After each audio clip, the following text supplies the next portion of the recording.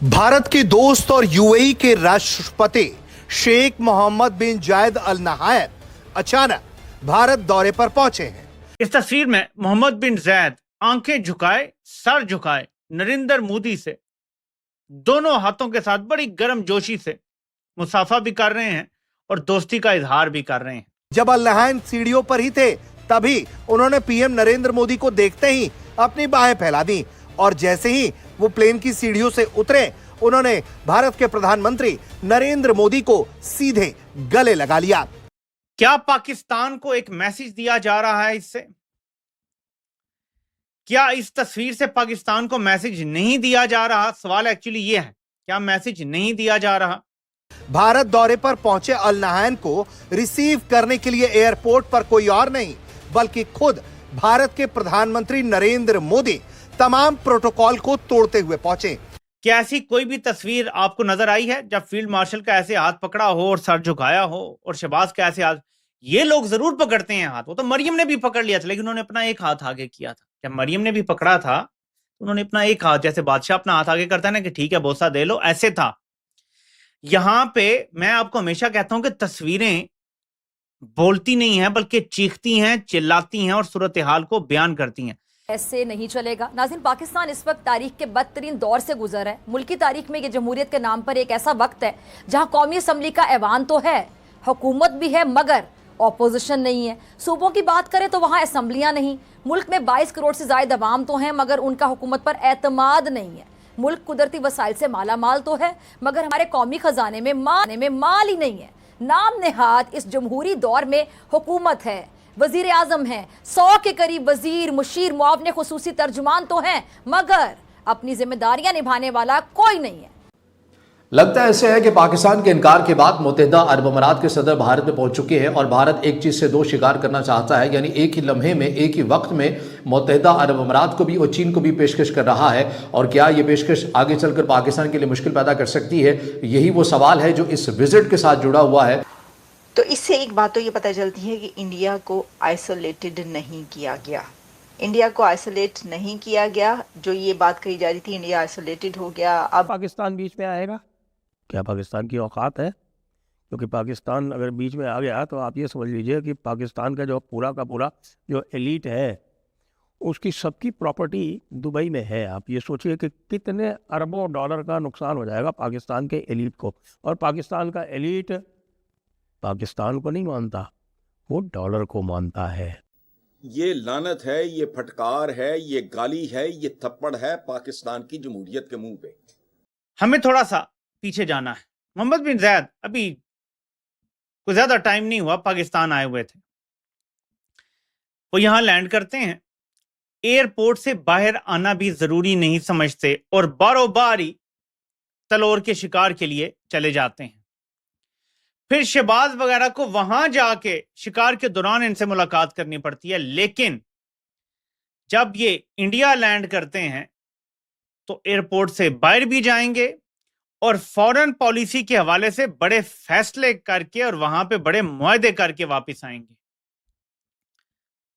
अब इसके पीछे जो छुपी हुई डेवलपमेंट है वो आगे चल के डिस्कस करते हैं। लेकिन जितना मर्जी इसको ये कह लीजिए, लेकिन ये इंतहाई गैर मामूली दौरा है और इसकी जो टाइमिंग है वो सबसे बढ़कर एक अहम समझी जाती है। मैं टाइमिंग की बात इसलिए अहम करार दे रहा हूँ कि लास्ट मंथ ही जो इंडिया के आर्मी चीफ हैं उन्होंने भी बड़ा एक खामोश दौरा किया है मुत्तहिदा अरब अमारात का और दोनों ममालिक ने अपने जो दिफाई ताल्लुकात हैं वो मज़ीद बढ़ाने के लिए बातें की गई हैं। और इसके अंदर जो मुत्तहिदा अरब अमारात के सदर हैं ये जब भारत के अंदर मौजूद हैं तो इसके अंदर भारत, जैसे कि मैंने इब्तिदा के अंदर कहा कि भारत एक चीज़ से दो शिकार करना चाह रहा है।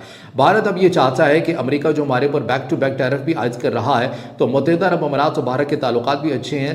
अगर मैं गलत नहीं हूँ तो 5वां या 7वां मुत्तहिदा अरब अमारात एक गैर मुल्की मुल्क है जिसकी एक बहुत बड़ी इन्वेस्टमेंट जो है वो भारत के अंदर मौजूद है और भारत के तकरीबन 35 लाख के करीब जो शहरी हैं वो मुत्तहिदा अरब अमारात के अंदर काम करते हुए भी आपको नजर आते हैं।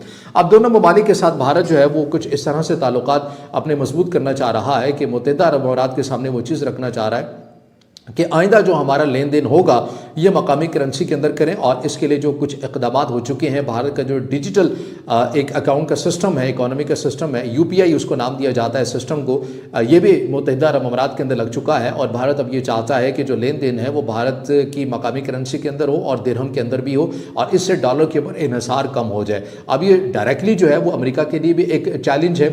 इसके साथ साथ जो एक और चीज़ है, जैसा कि मैंने कहा कि इंडिया के जो आर्मी चीफ है उन्होंने भी खामोश दौरा किया है।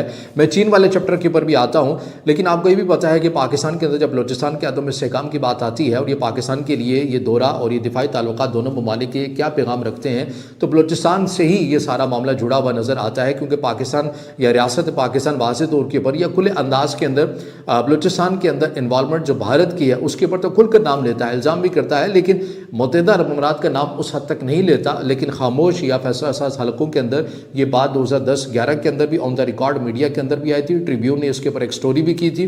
लेकिन बहरहाल अभी भी ये तशवीश पाई जाती है कि गवादर पूरी तरह से एक्टिव ना हो, तो लिहाजा भारत का भी और मुत्तहिदा अरब अमारात का नाम हमेशा बलूचिस्तान के अदम इस्तेहकाम के अंदर इनका नाम भी आता है। तो पाकिस्तान के लिए भी एक पैगाम होता है which only says one thing कि पाकिस्तान तबाही की तरफ जा रहा है, दिवालिया होने की तरफ जा रहा है। और ओवरसीज पाकिस्तानी अगर 1 महीना रेमिटेंसेस का बायकॉट कर दें, 1 महीने की मैं बात कर रहा हूं, तो पाकिस्तान की जान निकल जाएगी मईशत की। इस कदर प्रिकेरियस सूरत हाल में है पाकिस्तान।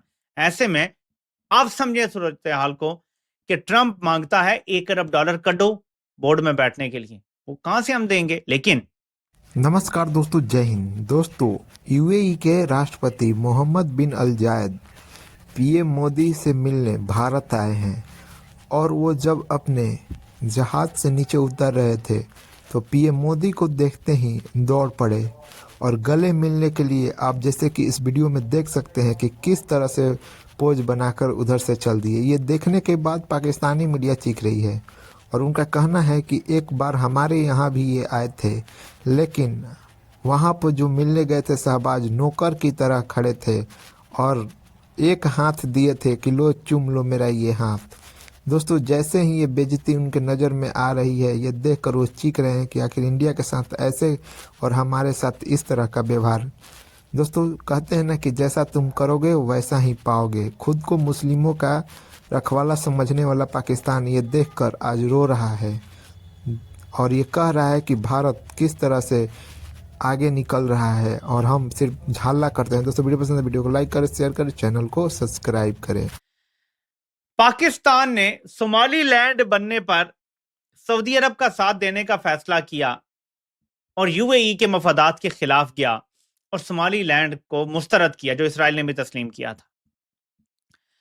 पाकिस्तान ने सूडान हो, यमन हो और बाकी मामलात में सऊदी अरब का साथ देने का फैसला किया, यूएई को हर जगह से विथड्रॉ करना पड़ा। अरबों की आपस की लड़ाइयां बड़ी मशहूर हैं और ये बदला लाजमी लेते हैं। ऊंट की तरह इनकी मिसाल होती है, जैसे ऊंट भी लाजमी बदला लेता है और बहुत बुरा बदला लेता है। ये ऑफिशियल अकाउंटों से पोस्ट हुई है। मोहम्मद बिन जायद की आंखें झुकी हुई हैं, सर भी आप समझ सकते हैं कि झुका हुआ नजर आ रहा है, और मोदी को आप देखें कि वो किस तरह